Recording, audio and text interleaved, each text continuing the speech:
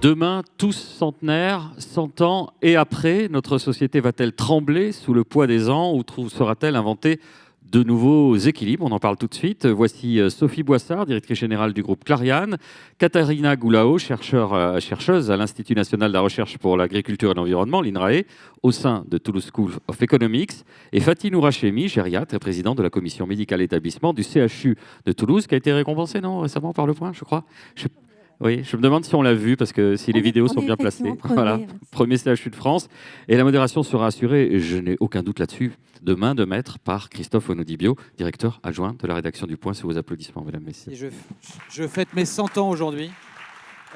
Bonjour à toutes et à tous. C'est vraiment très, très heureux de vous accueillir pour cette nouvelle table ronde sur un sujet qui nous touche évidemment particulièrement. Demain, serons-nous tous centenaires? Grâce au progrès constant de la science et de la médecine, vivre jusqu'à 100 ans n'est plus une exception, mais peut-être une perspective plausible pour une part croissante de la population. En France, l'espérance de vie moyenne est passée de 50 ans au début du XXe siècle à plus de 80 ans aujourd'hui, et ce chiffre continue de croître. Pourtant, cette révolution de la longévité ne va pas sans poser des questions fondamentales. Je ne vais pas parler de problèmes, mais en tout cas des questions. Dans un monde, en effet, où les générations vivent plus longtemps ensemble, comment est-ce qu'on s'adapte? Comment on repense nos systèmes de santé, de retraite, de solidarité aussi intergénérationnelle, qui ont été conçus pour une espérance de vie bien plus courte? Vieillir est-il seulement un défi individuel ou un défi collectif, et même quelque chose, un phénomène qui implique une transformation fondamentale de nos relations sociales, de notre rapport au temps et même de notre conception du corps, du vieillissement? C'est quoi vieillir? Alors, je suis très heureux de vous accueillir toutes les trois. Boris vous a présenté. Je voudrais qu'on commence avec vous, Fatih Nourachemi.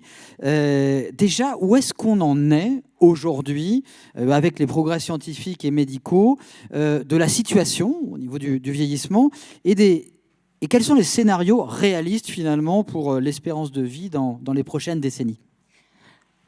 D'abord, bonjour à toutes et à tous et merci pour cette introduction. Pour rebondir sur la question que vous posiez, mon maître, le professeur Albaret, grâce à qui je suis devenue gériatre, disait « vieillir, c'est quand on n'arrive plus à faire ce qu'on a envie de faire ».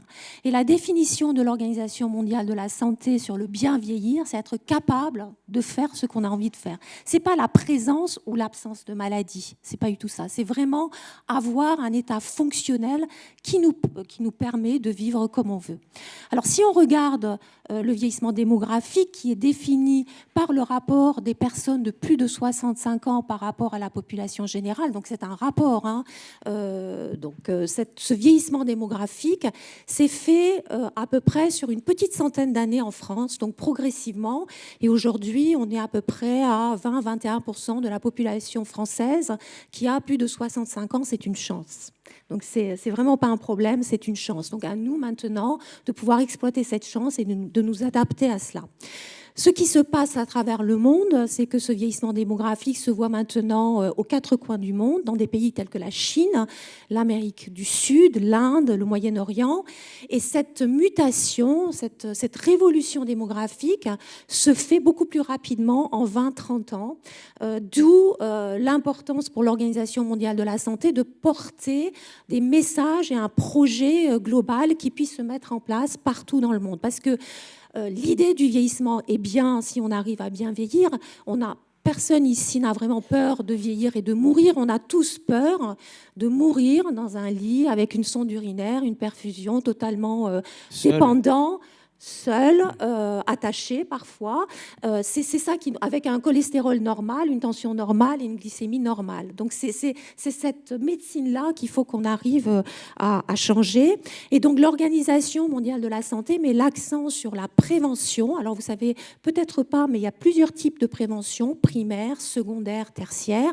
La prévention primaire, c'est quand la maladie n'est pas là, par exemple la vaccination, l'activité physique pour prévenir les maladies. La prévention secondaire, c'est quand il y a une détection de maladie, mais qui est prise précocement, c'est pour éviter qu'il y ait une pathologie secondairement. Et la prévention tertiaire, c'est pour éviter l'aggravation d'une maladie quand elle est là. Donc elle est possible à n'importe quel âge, et l'OMS met l'accent sur ce sujet. Et ce qui est important, c'est qu'il faut maintenant adapter, comme vous l'avez dit, nos organisations de soins qui sont basées sur le cure, c'est-à-dire une maladie, un traitement, et beaucoup moins sur la prévention. Et aujourd'hui, on se retrouve avec des populations de nonagénaires qui ont 2, 3, 4, 5 maladies chroniques avec des parcours en silo. Et on oublie un peu la fonctionnalité et l'objectif justement de maintenir. C'est-à-dire, par exemple, il y a une maladie cardiaque, il y a un parcours cardiaque, une maladie d'Alzheimer, donc on va voir le spécialiste d'Alzheimer. Il n'y a pas, si vous voulez, de globalité avec un objectif commun.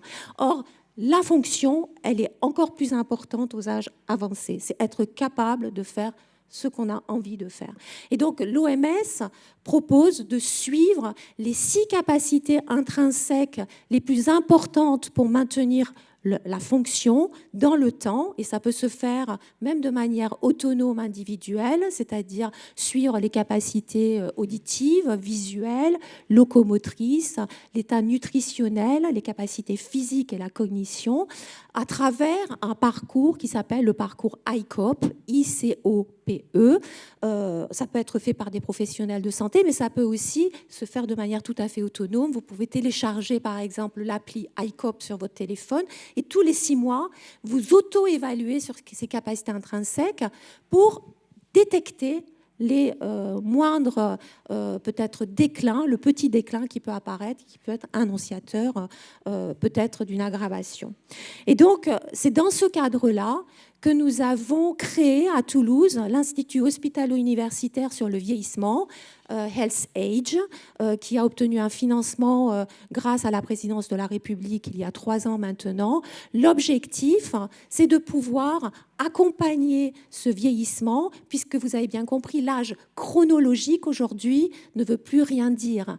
À 80 ans, on est très différents. Un peu quand même. Un peu, mais vous savez, à 20 ans, si par exemple ici on avait un amphithéâtre de personnes qui avaient 20 ans... Il y en a, Oui, mais si tous avaient une vingtaine d'années, ils auraient été très peu différents les uns des autres. Si on a un amphithéâtre d'octogénaires ou de nonagénaires, il y aura des différences considérables interindividuelles. Pourquoi ? Parce que plus on avance dans l'âge, plus la population est hétérogène sur les capacités, donc le poids de la génétique diminue et le poids environnementale, en quelque sorte, est très importante.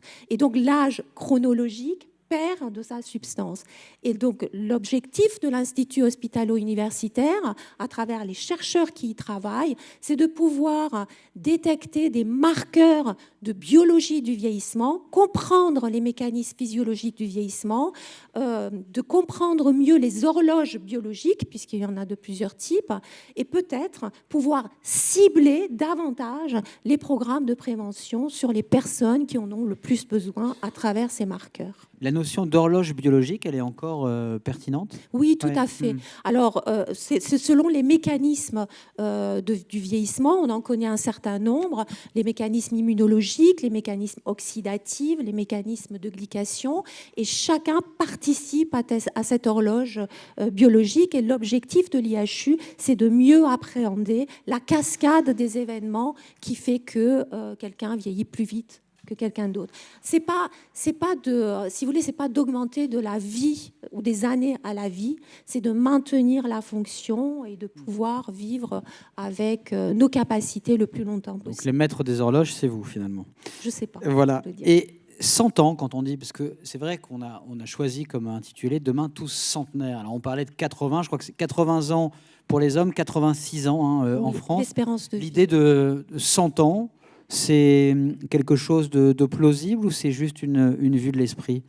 Alors, en France, aujourd'hui, on a presque... Dans les viennent, voilà. Oui, on a plus de 31 000 centenaires en France.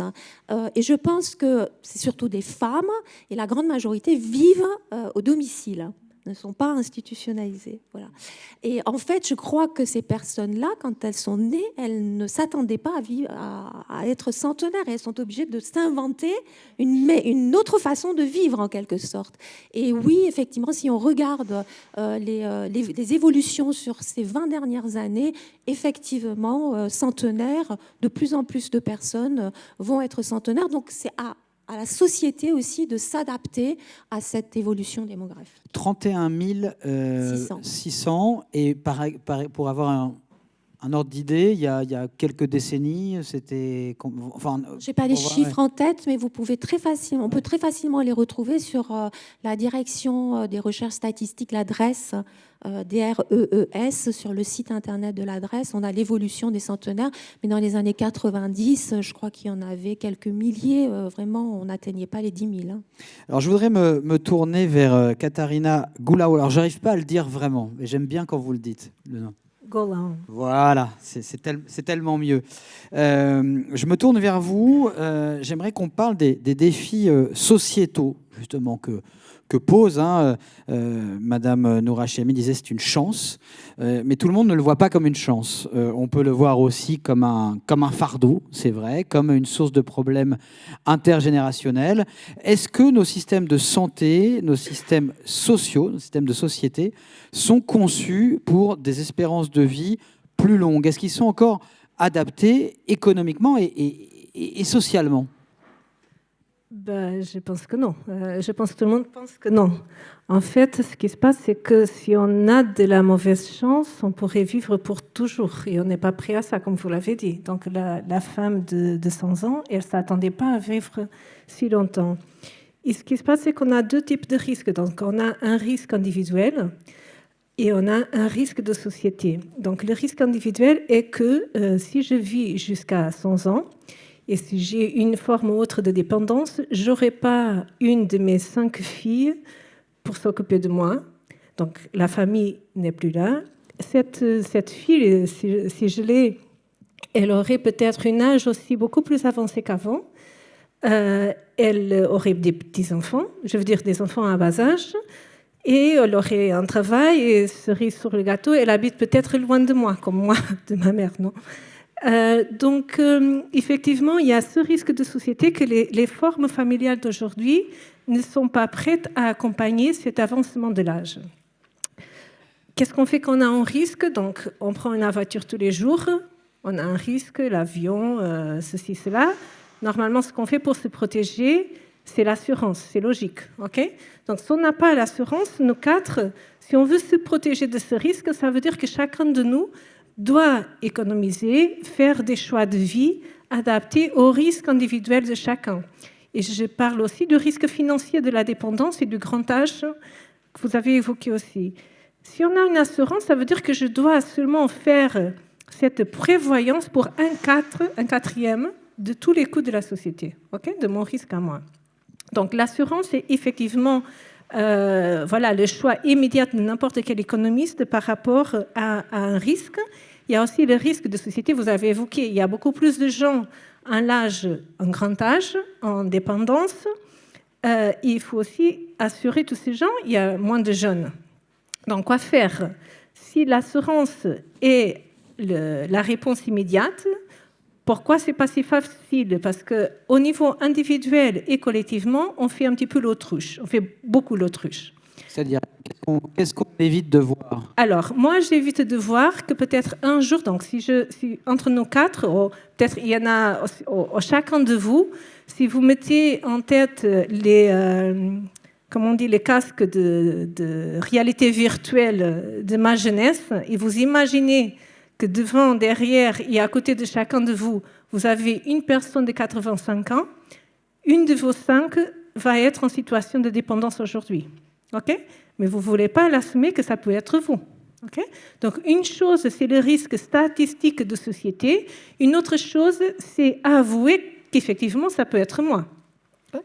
Qu'est-ce que je fais pour allonger ma vie, pour rendre ces périodes de dépendance ou de mauvaise santé plus loin, plus court et qui durent moins de temps?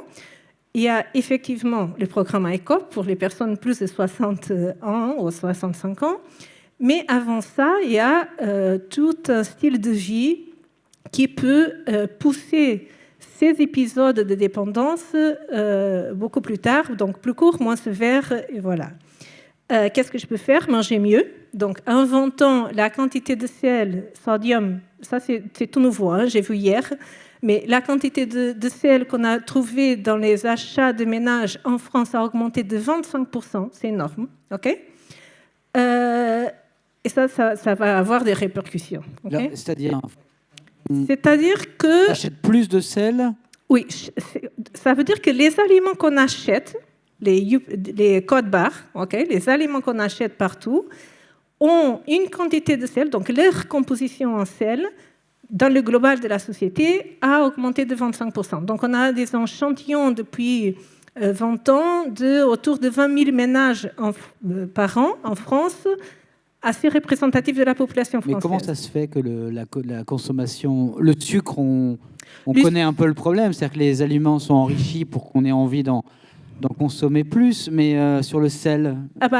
La part d'ultra transformés dans l'alimentation a augmenté de 12% dans les années 90 jusqu'à presque 40% il y a 4 ans, okay, en 2019.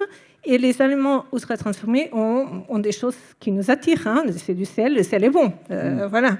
Les frites avec le sel, c'est bon. Moi, j'aime. Donc, c'est les frites, c'est tous les aliments ultra transformés. Et après, évidemment, un peu de sucre, un peu de ceci, un peu de cela. Et ça, en quoi c'est un enjeu fondamental?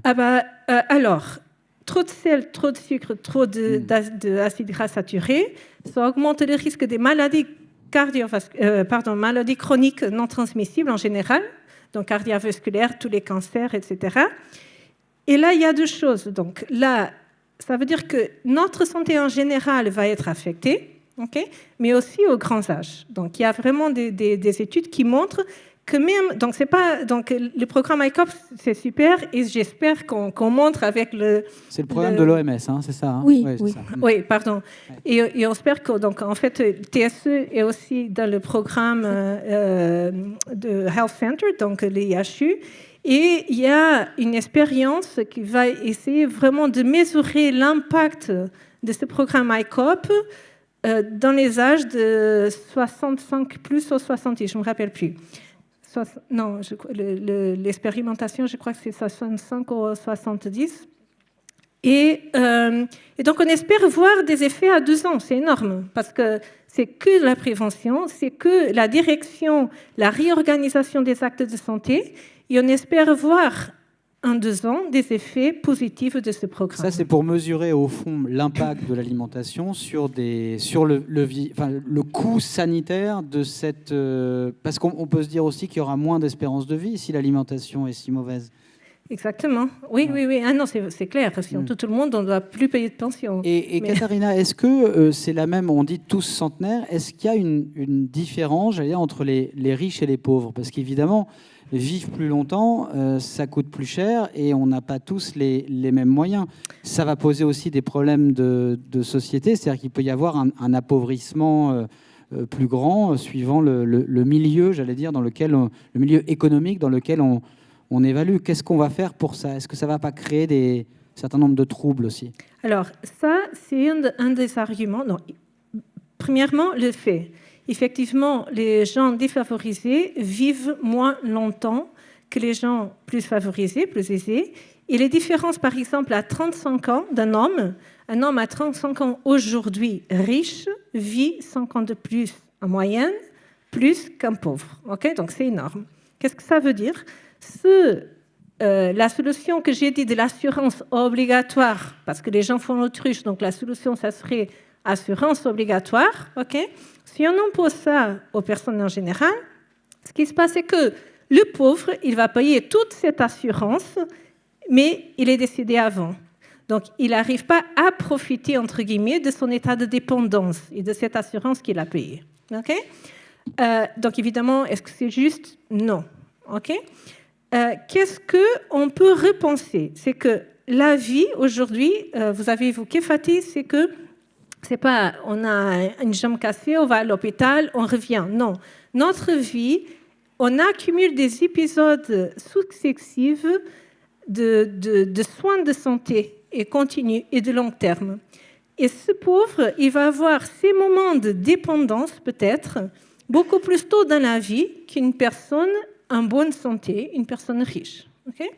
Donc, pourquoi pas, donc ça, c'est hypothétique, mais pourquoi pas au lieu d'associer la dépendance qu'à l'âge, associer la dépendance à la condition de la personne. Évidemment qu'on sait que les personnes plus âgées ont des situations plus fragiles, on sait ça.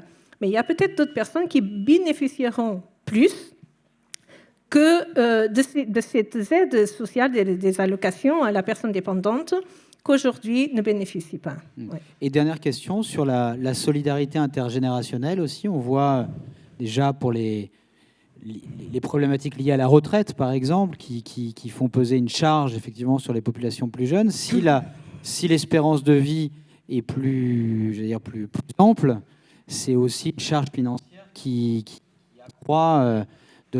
s'accroît sur les épaules des plus jeunes.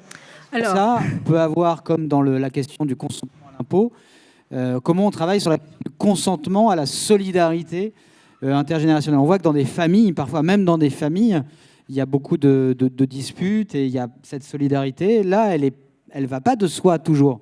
Alors, j'ai commencé pour dire qu'on fait l'autruche, évidemment. Mais il y a aussi l'autre aspect, c'est qu'on a montré, la France a montré, le monde a montré qu'on est solidaire. Okay. Donc, la canicule de 2003, je pense, tout le monde était en choc. Donc, on ne veut pas que les gens vieillissent et meurent indignement. Donc, il y a vraiment le support politique pour que les gens vivent dignement jusqu'à la fin de la vie. Après, il y a eu le Covid. Donc, c'était la France qui s'est arrêtée complètement, principalement pour les personnes âgées. Mais ce n'était pas que la France, c'était l'Europe, c'était le monde. Donc, on veut que les gens vivent dignement. En 2040, 50% des Français auront plus de 65 ans. Okay. Combien de 40 ? Donc, la moitié de la population aurait plus de 65 ans. Ouais. Okay. Donc, on attendra peut-être 2040 pour que le vote passe. Sophie lève les sourcils. Je n'avais pas en tête 50% de la population. Je pense que je pense pas quand même. Si. Bon, moi, je ne vais pas arbitrer. 40, voilà. Bon. On va demander à Pascal Pic. Mais donc, ça veut dire que le support politique pour ce type de changement va arriver, évidemment, parce que les gens âgés vont être majoritaires. Ouais. Merci Katharine, on y reviendra tout à l'heure aussi dans les questions du public. Je me tourne vers Sophie Boissard. Justement, on a parlé de dignité, on a parlé de soins. Dans quelle mesure le vieillissement devient-il, on le comprend un peu là, une question, je ne vais pas dire un problème, mais une question collective plus qu'individuelle, et surtout peut-être une question évitable, en fait? Je pense, d'abord, merci beaucoup de m'avoir invité cet après-midi. Je pense que par construction, le vieillissement, depuis l'invention des systèmes de retraite, est un enjeu collectif et un choix de société. Hein. Peut-être avant de répondre directement à cette question, je voudrais rebondir sur ce que nous dit le professeur Nourachemi, qui est de dire finalement la notion de vieillissement est une notion relative. Et je crois que le premier des enjeux, et c'est, je pense aussi ce que nous dit Madame Goulao, c'est finalement quelle est l'espérance de vie en bonne santé. Et je crois qu'il faut qu'on arrête de raisonner à partir d'un espèce ce que vous nous avez dit. 65 ans, ça ne veut pas dire grand-chose en fait. Vous allez avoir des gens de 65 ans qui sont capables de courir un marathon et qui sont dans une forme olympique et qui vont avoir encore 20 ans, 30 ans de vie active devant eux. Pensez à Edgar Morin, hein. Et puis vous allez avoir des gens de 65 ans qui sont très affaiblis, qui ont vraiment besoin de l'aide d'une tierce personne, qui ont plusieurs pathologies au long cours et qui ont un besoin vraiment de prise en charge extrêmement lourde. Alors ça va tenir à beaucoup de choses, ça va tenir à leur mode de vie, ça va tenir à l'environnement dans lequel ils ont vécu, ça va tenir aussi voilà, à leur niveau social, c'est ce que vous dites, mais en tout cas telle est la situation. Et je pense qu'un des premiers enjeux pour réfléchir à ces politiques de vieillissement, c'est de se dire finalement, ok, on gagne en espérance de vie, tous centenaires, mais prenons conscience que depuis maintenant une quinzaine d'années ou une vingtaine d'années, l'espérance de vie en bonne santé stagne. C'est une autre manière de dire ce que vous avez dit. Et donc, le premier des enjeux pour réfléchir aux politiques de vieillissement, c'est comment collectivement, en prenant à bras-le-corps la question de la prévention, c'est-à-dire d'un mode de vie qui maintient et développe nos capacités et ne les réduit pas, donc c'est l'alimentation, c'est beaucoup de choses. Comment, ensemble, on se donne pour la génération qui vient, donc dans une génération, une capacité à vraiment passer des 65 à 85 ans. Et ça change tout. Parce que ça, c'est l'autre élément. Je crois aussi qu'il faut qu'on arrête de raisonner en se disant à 60, 65 ans, entre guillemets, on est retiré des voitures et on ne contribue plus. Ça, c'est pas soutenable. Alors, effectivement, on entre dans un système non soutenable, ni pour l'épargne privée, ni globalement pour l'assurance, enfin, les systèmes de protection collective. Si en revanche, on se dit qu'on va gagner une génération de vie, puisque c'est de ça qu'on est en train de parler, la question qu'on peut se poser, alors qu'on voit bien que la natalité recule, c'est finalement, c'est probablement ce qui va être le moteur de la croissance de la population française et européenne dans les 20 ans qui viennent. Cette population plus âgée, c'est ça? Oui. C'est cet allongement de la durée de vie et d'une vie avec une pleine capacité à faire ce que l'on veut et à être actif et utile. On dit comment la silver economy d'ailleurs. Alors moi j'aime pas ce terme parce que dans la silver economy notamment, il y a un petit côté on va pouvoir profiter là les vieux, c'est une super opportunité de dépenser, enfin de créer des marchés complémentaires. Je crois pas que ce soit ça le sujet. Je crois que c'est le sujet vraiment profond, c'est de se dire probablement, je sais pas si c'est ma génération, mais probablement la demi-génération qui vient, elle va gagner une génération complète, 20 ans de vie active, avec tout ce que ça veut dire par rapport à la génération de mes parents. Voilà. Et donc, pour moi, il y a vraiment dans cette question, finalement, un double enjeu, qui est comment on prépare pour vraiment être capable d'aller accompagner ce que la médecine permet aujourd'hui, c'est-à-dire un repérage précoce des signes avant-coureurs de la fragilité et de la dépendance, une politique de santé publique, ça on peut en parler, qui permette, et qui est une politique pour le coup pas du tout coûteuse, une politique qui permette d'agir avant et de retarder et d'accompagner. Oui, la prévention. Et avec tout cet enjeu de l'alimentation et de l'activité physique qui est absolument cardinal et dont on ne parle pas assez. C'est effectivement, quand on regarde aujourd'hui l'épidémie d'obésité, du surpoids, c'est vraiment quelque chose qui est extrêmement préoccupant en termes de santé publique en France et en Europe. Donc il y a vraiment une politique pour l'avenir qu'il faut qu'on construise, et c'est maintenant. Et puis on a à très court terme, effectivement, moi je le vois dans mon activité à travers nos réseaux, puisqu'en fait Clariane, c'est à la fois des maisons de retraite qui de plus en plus aujourd'hui accompagnent des gens très très très âgés et qui ont vraiment un état de dépendance, notamment cognitive, donc qui ont vraiment besoin d'être dans un environnement protégé, mais qui arrivent chez nous à 90, 95, qui arrivent très très tard en fait aujourd'hui. Et puis Clariane, c'est aussi des réseaux d'aide à domicile, ses petits-fils, pour des personnes qui sont valides, vaillantes chez elles, mais souvent isolées. Donc il y a vraiment ça. Et puis c'est à travers des cliniques de soins de suite, tout l'enjeu finalement du bon accompagnement des patients chroniques ou de la suite d'un accident de santé pour aller retrouver un maximum d'autonomie et pouvoir justement retrouver cet état de bonne santé tel que le définit l'OMS. Et on a besoin de cet ensemble.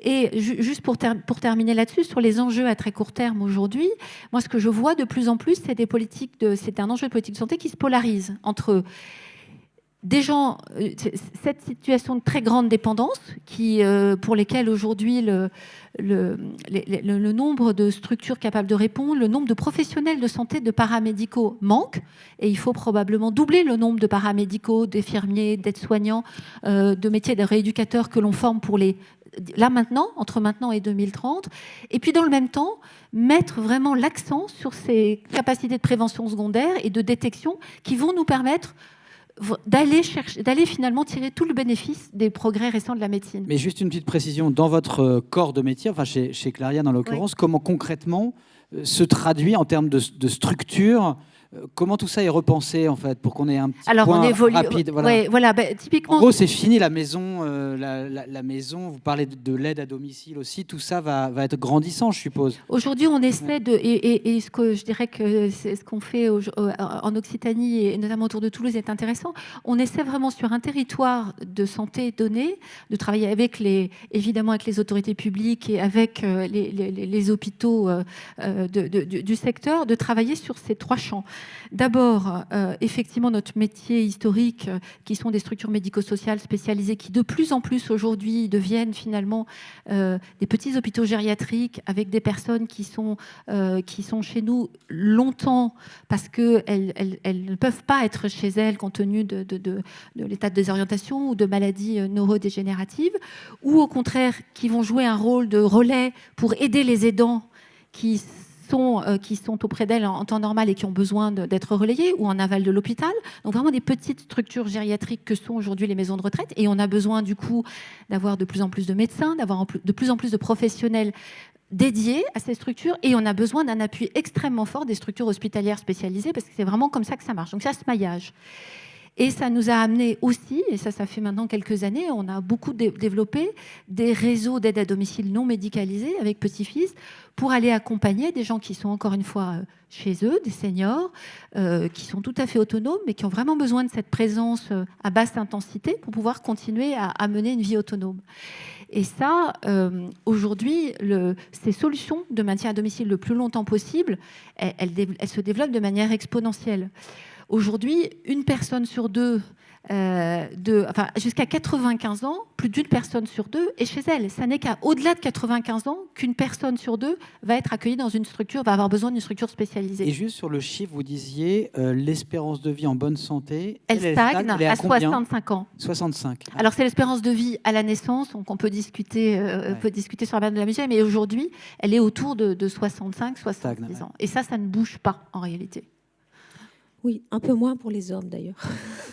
Ça, chez les hommes, c'est quoi? C'est 64 ans. Ouais. Ah oui. Comme toujours. Voilà. Un peu moins chez eux. Mais je peux rebondir peut-être sur ce que vous disiez. Effectivement, à travers un exemple simple, peut-être que ça sera plus parlant. Il y a des études scientifiques robustes par des épidémiologues qui le montrent. Par exemple, si on prend le cas de la maladie d'Alzheimer, qui est une maladie extrêmement fréquente, qui se voit avec l'avancée en âge, qui aujourd'hui on ne connaît pas la cause. C'est multifactoriel certainement, mais les habitudes de vie ont un rôle extrêmement important, que ce soit effectivement au niveau de la nutrition, les activités sociales, cognitives, l'activité physique, le contrôle des facteurs de risque cardiovasculaire et autres. Et les modèles montrent que si on arrive à retarder, ne serait-ce que de retarder, pas éviter, mais retarder le début de la maladie de 5 ans, on diminue le nombre de cas dans la société par 2. Donc c'est parlant. Si on retarde... Oui, si on retarde de 5 ans, c'est-à-dire la maladie, au lieu de débuter aujourd'hui, ne débute que dans 5 ans, eh bien, à un moment donné, la prévalence de la maladie, c'est-à-dire le nombre de cas dans la société, à un moment donné, va être divisé par 2. Oui. Donc, il y a aussi l'impact économique derrière et le fait qu'on peut aussi peut-être utiliser ces deniers pour autre chose. Et c'est ça qui est intéressant, en fait. Donc, il faut qu'on réfléchisse réellement. Notre sécurité sociale, par exemple, la sécurité sociale, aujourd'hui, ne valorise pas les activités de prévention à la hauteur que ça devrait. On est davantage sur les actes à partir du moment où la maladie est là. Et le deuxième élément, c'est aussi ce que vous disiez, je rebondis dessus, parce que par exemple, Petit-Fils, qui interviennent chez des personnes qui ont des besoins mineurs pour rester à domicile, mais on peut aussi réfléchir à ce que ces personnes-là soient des ambassadeurs ou en tout cas des moyens d'apporter la prévention aussi chez des personnes-là en les formant. Vous voyez, donc c'est tout un réseau. C'est comme ça qu'on a signé ce partenariat avec l'IHU, avec Petit-Fils, pour en fait demander à nos auxiliaires de vie Petit-Fils, en tout cas dans le bassin toulousain, d'aller proposer aux personnes qu'elles accompagnent chez elles de faire justement cette détection ICOP, donc cette détection des fragilités, pour pouvoir ensuite, si elles le souhaitent, entrer dans une prise en charge de type rééducative, prévention, etc. On va voir, on a signé ce protocole en juillet, on commence sur une première cohorte, mais on pense que justement, les réseaux d'aide à domicile peuvent en fait, en réalité, contribuer très efficacement et de très près à cette dimension de prévention et faire exactement ce que vous dites, professeur, c'est-à-dire aller chercher quelques années supplémentaires de vie en bonne santé qui changent tout pour la personne concernée. Il y a une cohorte à lui tout seul, c'est Boris qui vient intervenir. Oui, c'est ça. Pour les questions du public. D'abord, pour vous remercier à toutes les trois et vous applaudir. C'est pas fini. Il va y avoir les questions du public. Ne serait-ce que pour la qualité de leurs interventions. Et là, c'est à vous de jouer, de profiter de la présence de notre panel et de leur expertise pour leur poser des questions. Allez, qui se lance ? En général, il en faut une petite.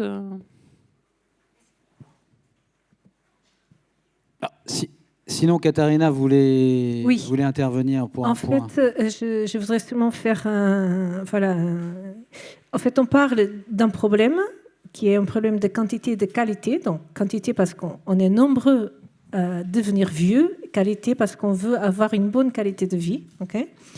Et après, il y a des différents types de solutions dont on a tous parlé. Donc, une première solution, c'est bien vieillir. Donc, chacun de nous peut essayer de bien faire pour bien vieillir. Et c'est quoi bien vieillir ? Bon, moi, ça veut être aller avec ma copine nager à 100 ans, par exemple. L'autre aura un autre objet. Mais donc, c'est de faire des choix tous les jours d'y arriver. Une autre chose, c'est la question de financement individuel et de société, qu'on a aussi parlé. Mais une autre chose qu'on a parlé, mais par petits bouts, et c'est là que je veux revenir, c'est l'organisation de soins de santé, que vous avez évoqué un petit peu, mais pas que pour les vieux, donc pour le général de la population, pour revenir à pour incentiver la prévention et diminuer les collatéraux des effets négatifs des problèmes de santé. Et après aussi, ce que vous avez évoqué aussi, c'est les différentes formes d'organisation des soins vis-à-vis des personnes dépendantes, ou des soins ou d'appui aux personnes, des prises en charge des personnes dépendantes. Ouais. Oui, ce dont on n'a pas parlé, c'est aussi l'insertion ou la réinsertion dans la société, j'allais dire, active de ces centenaires, qui ont beaucoup de choses à nous apporter aussi. Peut-être même avant de parler de réinsérer les centenaires, on peut juste se poser la question de qu'est-ce qu'on fait de toutes ces années de vie en bonne santé qu'on est en capacité de gagner. Et je pense que c'est vraiment l'ensemble des équilibres de vie en société qu'il faut repenser. Alors, je ne vais pas ouvrir le sujet de l'âge de la retraite, mais raconter comme ça...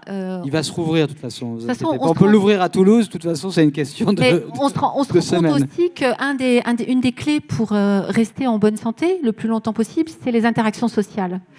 Et en réalité, qu'est-ce que sont les interactions sociales pour la majorité d'entre nous ? C'est à travers la vie professionnelle et le réseau riche que ça procure. Donc si on prend la vie professionnelle comme étant finalement le lieu majeur des interactions sociales et donc finalement un facteur de maintien en bonne santé, notamment pour les facultés cognitives, à ce moment-là, peut-être qu'on peut considérer ce débat très, très français sur l'âge de la retraite un peu différemment. Bon, il est ouvert. On a une question devant, si vous pouvez amener un micro à... Un frais septuagénaire qui s'appelle Orio Pascal Pic. Oh, le regard noir que vous m'avez jeté, Pascal. Bon. Dès qu'il y a des centenaires, le paléanthropologue arrive. Bon, plus sérieusement, vous avez abordé, madame, la question effectivement des jeunes générations ou autres. Récemment, je préparais une conférence avec des conférences pour des assurances. Les baby-boomers qui vieillissent, les baby-boomers qui vieillissent. Mais je dis, attendez, bien sûr, c'est un vrai sujet pour notre société. D'abord, tous centenaires. Moi, je pense que nous connaissons une période aujourd'hui dans l'histoire de l'humanité qui ne va pas continuer comme ça. Je veux dire, avec les générations seniors, là, on va arriver à un maximum. Parce qu'après, on voit comment une grande partie des jeunes générations, on a entendu les rapports récents sur l'obésité, la sédentarité, la malbouffe, etc., qui, malheureusement, n'arrivera pas à... Quand je dis 100 ans, c'est un horizon absolument inimaginable. Donc les deux problèmes sont liés, et moi je ne vois pas vraiment de véritable réflexion sur cet aspect intergénérationnel par rapport au vieillissement en bonne santé, qui est quand même largement remis en cause, me semble-t-il, par rapport à certaines conditions de vie modernes. Et donc, on parle beaucoup de bipolarisation de la société, et c'est que cette bipolarisation n'est pas quelque chose qui va être encore plus exacerbé à travers, effectivement, les différentes catégories d'âge. Le professeur Nour Non, mais Hachemi va vous répondre. je pense que vous avez raison. Et quand on parle en fait d'espérance de vie, les moyens statistiques de projection par rapport à ces chiffres se basent sur les conditions de vie actuelles. Et donc c'est vrai qu'il y a une marge d'erreur que l'on ne maîtrise pas.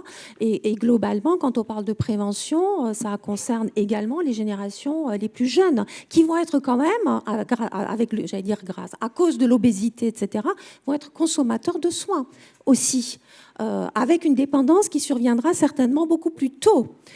Donc clairement, cette histoire de prévention, elle doit se mettre en place tout le long de la vie, avec certainement des âges clés. Alors, je regarde la littérature plutôt scientifique gériatrique, et donc les âges clés, c'était plutôt l'âge de 40 ans. C'est pas encore gériatrique, mais enfin, il faut quand même commencer à agir. Et ensuite, vers l'âge de 60 ans, où il faut revoir un certain nombre de choses. Et donc, c'est tout le long de la vie. Ça ne concerne pas que... mais vous avez entièrement raison, c'est selon les conditions de vie actuelles. Et je voudrais peut-être dire ce qui se fait en Suède ou en Finlande en matière de prévention, que je trouve très intéressant. En fait, la médecine du travail dans ces pays a été entièrement repensée sous la forme d'une médecine de prévention familiale. Ce qui veut dire en fait que toute entreprise doit assurer ses collaborateurs pour leur assurer, le collaborateur mais sa famille, c'est-à-dire son conjoint, ses enfants, une visite de prévention en médecine de ville par an. Posé comme ça rebat complètement les cartes, parce que ça permet de dire qu'en fait, la cellule familiale, à tous les âges de la vie, on l'attrape à travers une médecine de ville, donc pas à travers des soins extrêmement coûteux. Au contraire, c'est le bon endroit pour poser, justement, rectifier ou en tout cas sensibiliser sur les pratiques alimentaires, sur la pratique sportive, sur aussi la santé mentale. Et ça donne globalement, quand on regarde les indicateurs de santé publique dans ces pays, dans ces deux pays, des choses qui sont d'ores et déjà beaucoup plus performantes qu'en France, pour un ratio de dépenses de santé rapporté au PIB qui est moindre. Donc je pense que c'est vraiment autour de c'est pas des choses très compliquées à faire. On peut l'attraper en acceptant de se reposer des questions simples. Quel mode de santé familiale on met en place, qu'on a su très très bien faire après-guerre quand on a créé la pédiatrie en France et qu'on a fait reculer la mortalité infantile, les maladies infantiles. On a vraiment su faire des choses absolument remarquables dans les années 50, et Dieu sait si on était quand même dans une toute autre situation. Et moi, je pense vraiment qu'on devrait mettre cette question du vieillissement, mais avec tout l'enjeu que vous avez à juste titre souligné, au cœur d'un objectif partagé de santé publique et d'un enjeu de développement in fine. C'est un enjeu de développement pour la population française. Merci encore à toutes les trois. Merci beaucoup.